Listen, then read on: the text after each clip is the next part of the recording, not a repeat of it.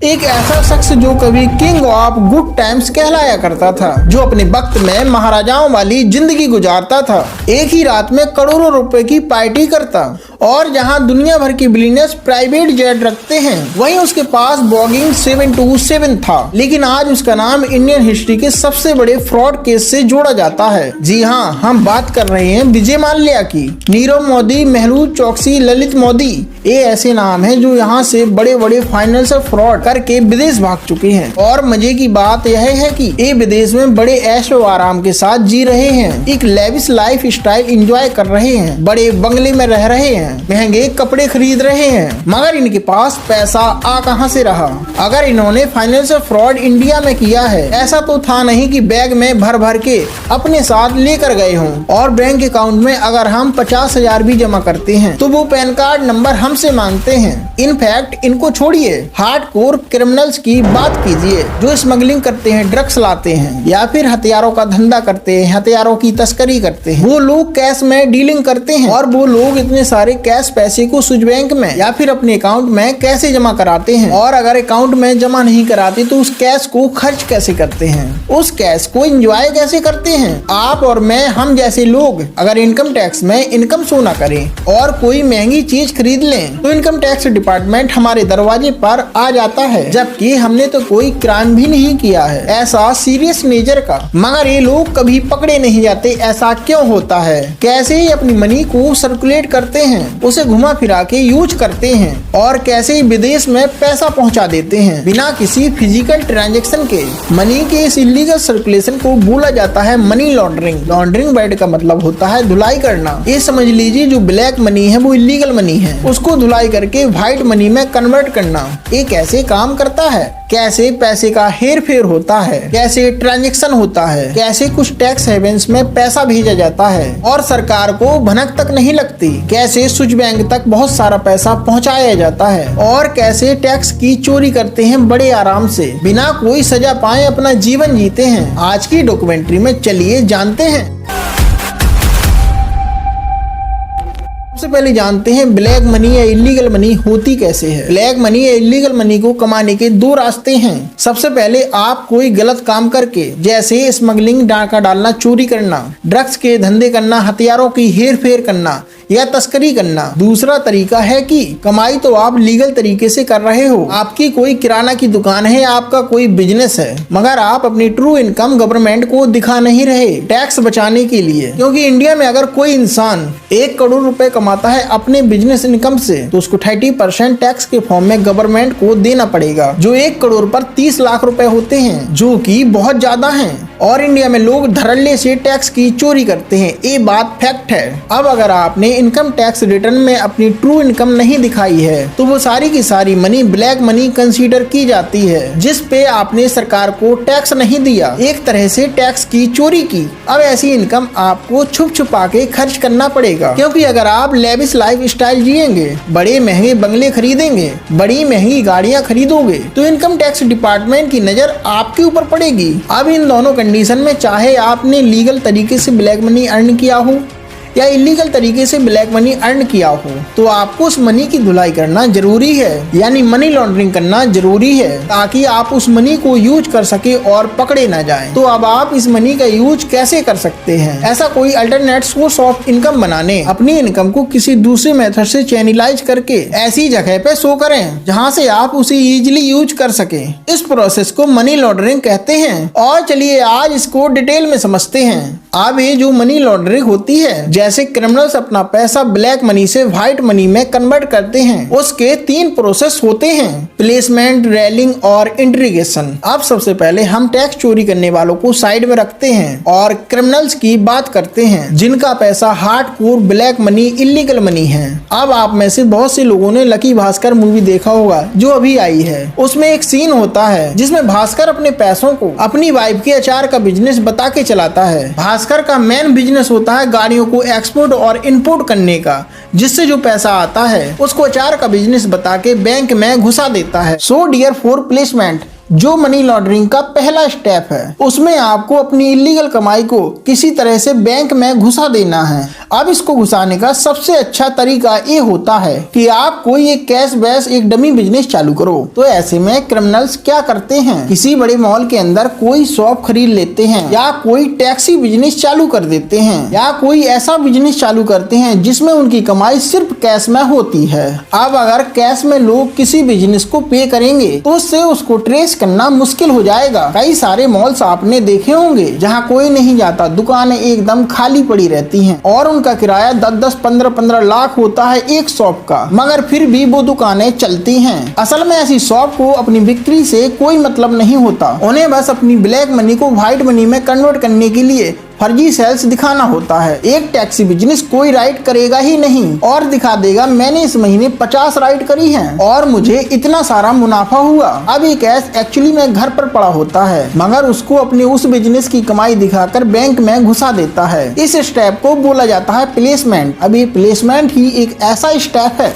जहाँ पर गवर्नमेंट या ऑथराइज आपको पकड़ सकते हैं। इसके बाद वाले जो स्टेप है उनको पकड़ना इम्पॉसिबल सा हो जाता है। अब प्लेसमेंट तो हो गया, तो प्रॉब्लम क्या है, आपकी ब्लैक मनी व्हाइट में कन्वर्ट हो गई। आपने एक डमी बिजनेस भी दिखा दिया जिससे आपकी इनकम आ रही है, उसको आप लीगल यूज कर सकते हैं और कह सकते हैं पूरे वर्ल्ड में कि हम अमीर हुए हैं इस बिजनेस के कारण। तो अब इसके बाद क्या करने की जरूरत है, इसके बाद में आता है सेकेंड स्टेप जिसे कहते हैं लेयरिंग। ये इसलिए जरूरी है, सपोज कीजिए आप जो इलीगल काम कर रहे हैं वो करते हुए आपको पुलिस ने पकड़ लिया है, तो वो आपकी छानबीन करना शुरू करेगी, आपके रिलेटिव बिजनेस को ढूंढना शुरू करेगी और फिर पकड़े जाएंगे, आपके कवर-अप्स उजागर होंगे, आपके राज जो आपने दबा रखे थे और सारे के सारे बिजनेस को, उससे रिलेटेड प्रॉपर्टी को, दुकानों को, एसेट को गवर्नमेंट फ्रीज कर देगी, अपना कब्जा कर लेगी और आपको और आपके परिवार को, जो आपने इतने सालों तक क्राइम करके पैसा कमाया था, वो आपको और आपके परिवार को छूने तक को नहीं मिलेगा। अब इस चीज से बचने के लिए क्रिमिनल्स क्या करते हैं कि अपने पैसे को इस ढंग से रोटेट करते हैं कि उन तक उस पैसे को ट्रेस करना इम्पॉसिबल सा हो जाए। सिर्फ उन्हें ही पता रहे कि उनका पैसा कहां पर किस व्यक्ति के नाम जमा किया हुआ है और उसको वो छूटते ही या बेल पर निकलते ही या देश से फरार होते ही, जैसे नीरव मोदी और विजय माल्या गए हैं, और उसे यूज कर सके। आपको भी लगता होगा करोड़पति लोग पागल हैं जो 100-100 करोड़ की नॉर्मल पेंटिंग खरीद लेते हैं, लेकिन ऐसा नहीं है, उसमें उनका ही फायदा होता है। जैसे आपने अपने बिजनेस से 1000 करोड़ रुपए कमाए तो आपको 30% टैक्स मतलब 300 करोड़ रुपए सरकार को देने होंगे। टैक्स को बचाने के लिए बड़े बड़े लोग रेलिंग मेथड का यूज करते हैं। मान लो किसी पेंटिंग की कीमत 1 करोड़ है, उसे 1 करोड़ में खरीदा आपने अपनी 20 कंपनियां बनाई जो केवल आपको पता है। आपने 1 करोड़ की पेंटिंग को अपनी ही कंपनी में 5 करोड़ रुपए में बेचा और आपकी उस कंपनी ने 5 करोड़ की पेंटिंग अपनी ही कंपनी को 10 करोड़ में बेचा और फिर 10 करोड़ वाली कंपनी ने अपनी ही कंपनी को 15 करोड़ रुपए में वो पेंटिंग को बेचा। ऐसा कर करके आपने उसकी कीमत 100 करोड़ पहुंचा दी। सही मार्केटिंग करके हाइप बना के आपने खबर फैला दी मीडिया में और उस पेंटिंग को आपने किसी म्यूजियम में दान दे दिया, जिससे सरकार आपकी इनकम में से 100 करोड़ रुपए कम कर देगी, जिस पर आपको कोई टैक्स नहीं लगेगा। अब लेयरिंग जो मनी लॉन्ड्री का सेकंड स्टेप है, इसके अंदर सबसे पहला काम ये किया जाता है कि ऐसे नेशन को ढूंढा जाता है जिनका इंडिया के साथ इंफॉर्मेशन शेयरिंग एग्रीमेंट नहीं है, यानी कि वो इंडिया को अपने अंदर हुए इन्वेस्टमेंट या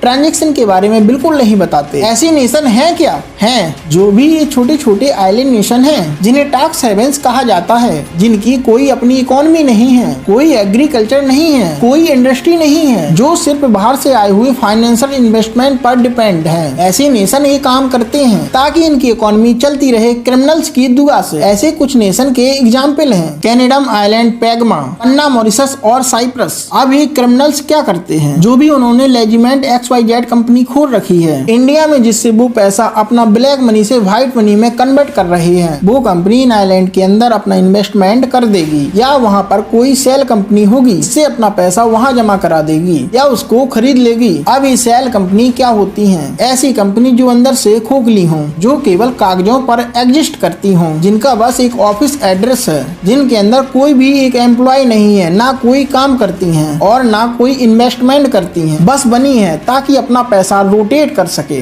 अब एक सेल कंपनी दूसरी सेल कंपनी में इन्वेस्ट करती है, दूसरी तीसरे में इन्वेस्ट करती है। ऐसी एक चेन और सेल कंपनी आइलैंड कंट्री पर खोल दी जाती हैं। अब इंडियन गवर्नमेंट को तो सिर्फ यह पता चल पाएगा कि आपके इस लेजिमेंट इंडियन बिजनेस ने कैमी आइलैंड किया, यानी कि उस सेल कंपनी में इन्वेस्ट किया था, मगर उस सेल कंपनी ने आगे किस कंपनी में सेल किया था, कैमिड आइलैंड या मैरिसक जैसी इंडियन गवर्नमेंट को कभी नहीं बताएगा। 4-5 सेल कंपनियों से पैसा रोटेट करने के बाद भी इन फाइनली एक सेल कंपनी फिर से इंडिया में एक ऐसी जगह पैसा इन्वेस्ट कर देगी जहाँ से वो क्रिमिनल्स उसको यूज कर पाए, जहाँ पे सिर्फ उसे ही पता होता है कि ये पैसा उसका है। जरूरी नहीं कि फाइनली आपका पैसा इंडिया में ही डिलीवर हो सकता है कि वो कैमिडन आइलैंड वाली या वो पैनामा वाली कंपनी सीधा स्विस बैंक में जाकर आपका पैसा जमा कर दे या लंदन में पैसा जमा कर दे, जिसकी मोस्ट प्रोबेबली विजय माल्या और नीरव मोदी के केस में हुआ है। इसलिए उनको पैसा ऑलरेडी वहाँ पर मिल रहा है। और लोन वाले फ्रॉड कैसे होते हैं? आपने बैंक से बहुत बड़ा लोन लिया, बिजनेस में घाटा दिखा दिया,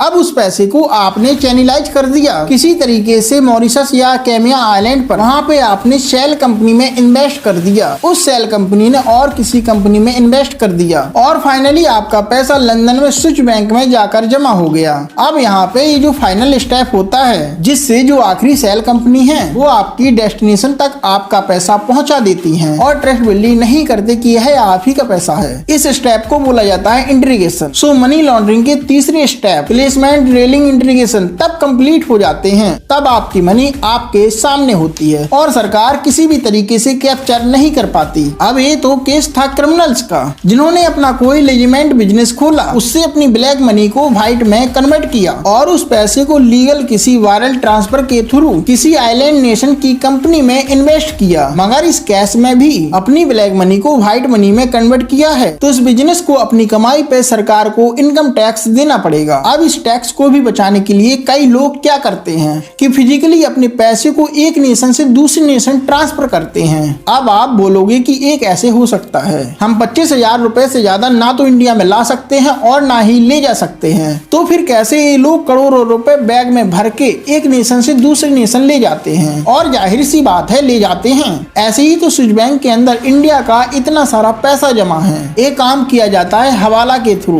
अब आप कहोगे हवाला क्या है? आपने भास्कर मूवी के एंड में इस लड़के को देखा होगा जो हवाला का काम करता है, जो भास्कर के पैसे को दूसरे देश भेजता है। इंटरनेशनली ऐसी शैडो ऑर्गेनाइज बनी हुई है जहाँ पे ले जाके आप अपना पैसा दो। जैसे कि इंडिया में किसी ने 10 करोड़ रुपए हवाला की किसी हवलदार को दिया और बोला कि मुझे इन पैसों को यूरोप में किसी नेशन में भेजना है, तो वो आपसे कोई बहुत नॉर्मल परसेंटेज चार्ज करेगा और आपको एक पासवर्ड बताएगा जो रिसीव करने वाला बंदा है उसको बता दो। वो यूरोप में अपनी एजेंसी को फोन करेगा और बोलेगा इस XYZ इंसान को पासवर्ड बताने पर 10 करोड़ रुपए के यूरोज दे देना। तो एक इंडिविजुअल का पैसा इस तरह से ट्रांसफर हो गया। अब ये लोग आपस में इंटरनल हिसाब किताब कर लेते हैं। ये लोग कैसे करते हैं? फिर से वही बहुत बल्क अकाउंट को किसी सेल कंपनी में इन्वेस्ट करना, फिर एक जगह से दूसरी जगह घुमाना, एक जगह से कैश निकाल कर दूसरी जगह इन्वेस्ट करना और इस तरह के काम करके ये लोग पैसा एक जगह से दूसरी जगह पहुंचा देते हैं और बीच में अपना कमीशन ले लेते हैं। दोस्तों ये हवाला ही एक ऐसा माध्यम है जिसके कारण सारा पैसा मिडल ईस्ट या फिर पाकिस्तान से इंडिया के टेररिस्ट ऑर्गेनाइज तक पहुंचाया जाता है और इंडिया में टेररिस्ट फायरिंग की